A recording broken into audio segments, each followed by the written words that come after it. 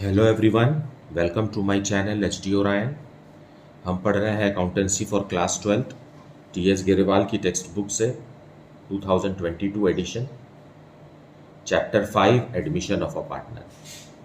और इस वीडियो में हम पढ़ेंगे preparation of revaluation account, partners capital accounts, bank account and the balance sheet of the new firm. So let us see some questions from the text book. Question number 76. Shiv and Mohan are partner sharing profits equally. Equally मतलब दोनों का ratio 1:1 है। Now their balance sheet as on 31 March 2022 is given below. यहाँ balance sheet दिया हुआ है जिसमें partners capital account, partners current account भी है, क्रेडिटर्स है, बिल्स पेबल है। And to the asset side we are having land and building, plant and machinery, furniture and fittings, stock, debtors less provision for doubtful debts, bills receivable and bank. Okay, now Jia is admitted as a partner for 1/4 share under the following terms. अब जिया एक new partner है जिसे firm में नए partner के जैसे लिया जा रहा है। Now Jiya is to introduce ₹1,25,000 as capital. Goodwill of the firm was valued as nil, nil मतलब zero. It is found that the creditors included a sum of rupees 7,500 which was not to be paid, मतलब decrease in liability है ये। But it was also found that there was a liability for compensation of workmen amounting to rupees 10,000. So ये increase in liability है। Provision for doubtful debts is to be created at 10% on debtors.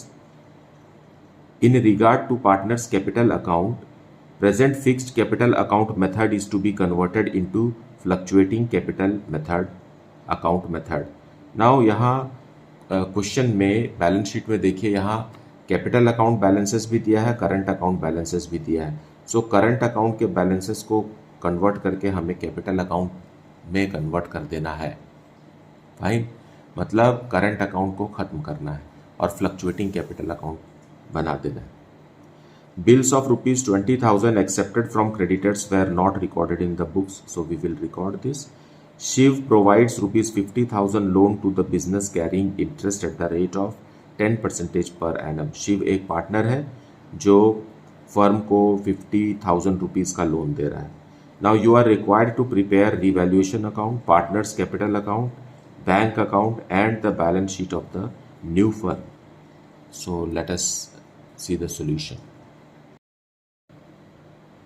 So for question number 76, we will see first revaluation account.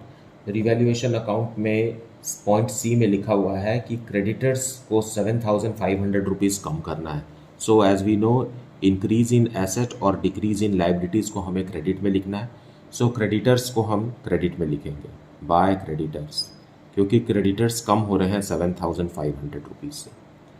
Now उसी में आगे लिखा हुआ है कि workman compensation claim है 10,000 का। सो ये लाइबिलिटी है, सो to workman compensation.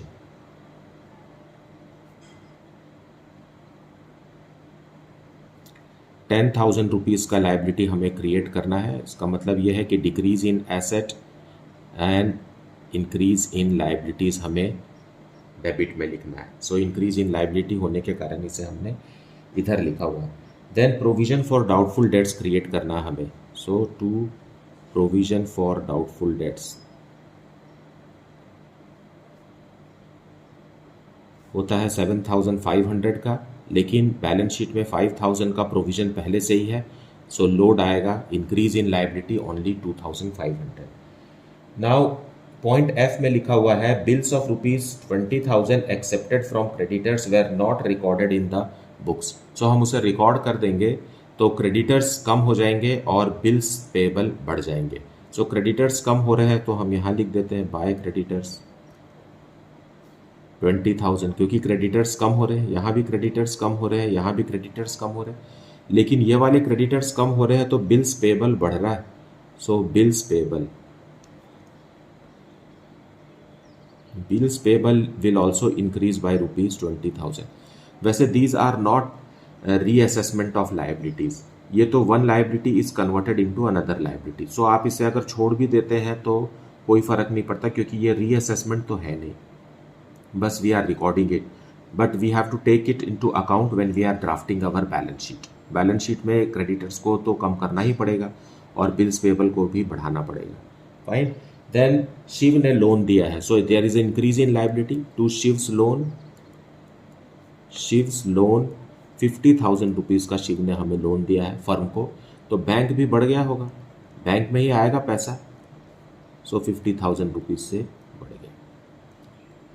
Now that's all. अब हम ग्रैंड टोटल करेंगे और प्रॉफिट या लॉस कैलकुलेट करेंगे। 82,500, 82,500, so there is a loss by loss on revaluation, जो कि हम ओल्ड पार्टनर्स शिव और मोहन को देंगे। 5,000 रुपीज़ का लॉस हो गया, सो 2,500 रुपीज़ ईच। सो इस तरीके से रिवैल्यूएशन अकाउंट हमें बनाना है। Now we will see partners current account which is to be converted into partners capital account. मतलब फिक्स्ड कैपिटल अकाउंट को हमें फ्लक्चुएटिंग में कन्वर्ट करना है, और बैलेंस शीट में ओपनिंग बैलेंस दिया हुआ है करंट अकाउंट का, सो हम इसे लिख देंगे 40,000 एंड 30,000। ओल्ड पार्टनर्स का ही करंट अकाउंट है और इसे हमें कन्वर्ट करना है, ट्रांसफ़र करना है कैपिटल अकाउंट में। So we will write here to capital account. इस तरीके से इनका करंट अकाउंट मर्ज हो जाएगा कैपिटल अकाउंट में और कैपिटल अकाउंट फ्लक्चुएटिंग बन जाएगा।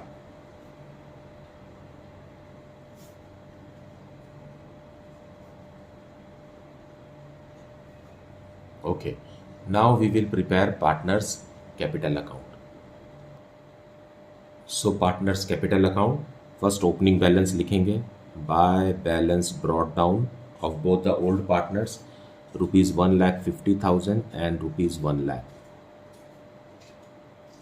Now ये जो करंट अकाउंट है इसे हमें मर्ज करना है, तो ये हम करंट अकाउंट से ले आएंगे। करंट अकाउंट से ये शिव में लिखेंगे 40,000 और मोहन में लिखेंगे 30,000। So now this capital account is converted into fluctuating.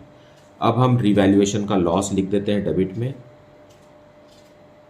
Revaluation का लॉस 2,500 ईच। जिया को नहीं देना है हमें क्योंकि वो नहीं partner, and there is no goodwill to be evaluated और not given. Goodwill of the firm is nil, it is written, so उसका कोई ट्रीटमेंट नहीं होगा। एंड नया पार्टनर ला रहा है capital 1,25,000।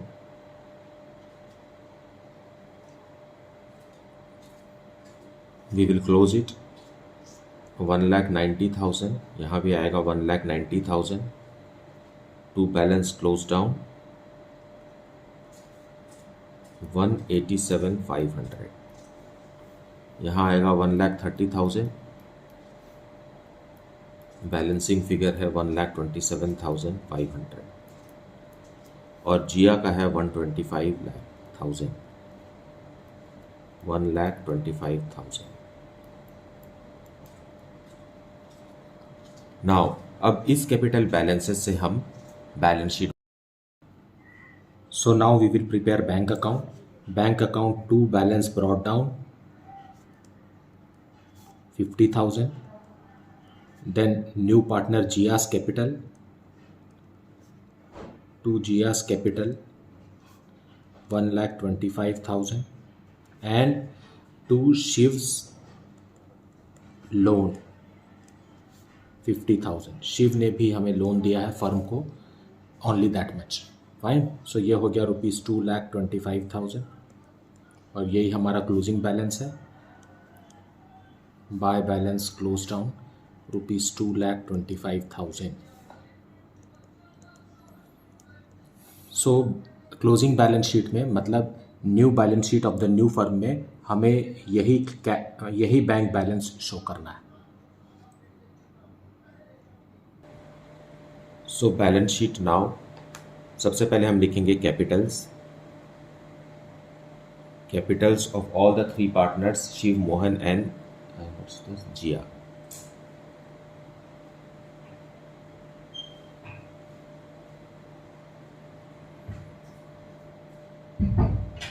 187,500, 127,500 and 1,25,000. Grand total of which is 4,40,000. फिर है हमारे पास creditors.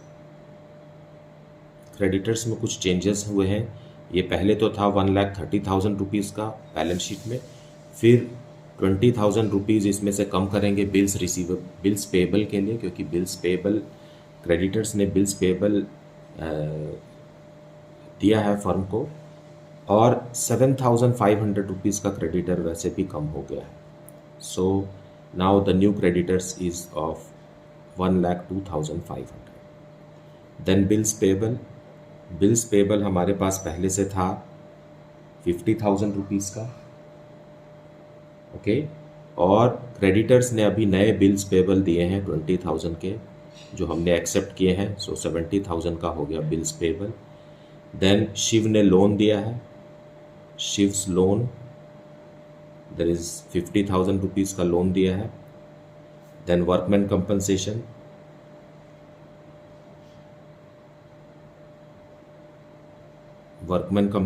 We have created reserve बोल लीजिए या क्लेम बोल लीजिए 10,000 रुपीज़ का। सो इस तरीके से लाइबिलिटीज़ में ये सारे आइटम्स आएंगे। अब एसेट्स में वैसे भी कोई चेंज नहीं है सिवाय बैंक के एंड डेटर्स के। First is land and building. Land and building में no change. Then plant and machinery, no change, same as before. Furniture and fixture,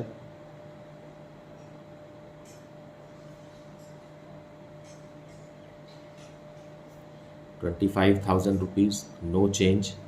Then stock, no change, ₹75,000. Then debtors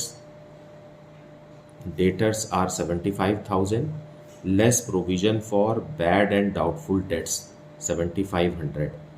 It is 67,500 new debtors. Now bills receivables, ₹30,000, no change. Then bank में change है। Bank में पहले से ही हमारे पास 50,000 rupees था, फिर नया partner 1,25,000 rupees का कैपिटल लेकर आया, और फिर शिव ने जो लोन दिया है वो भी तो बैंक में ही आएगा, so 50,000। With this much we will grand total the balance sheet. Grand total is 6,72,500 on both the sides. So this is how the question is to be solved and understood. मुझे उम्मीद है कि आपने आज का वीडियो भी अच्छे से देखा है और एक्सप्लेनेशन को अच्छे से सुना है। If you are having any doubt, you please put it in the comment section. Please do like, subscribe and share the channel. Thank you so much for watching.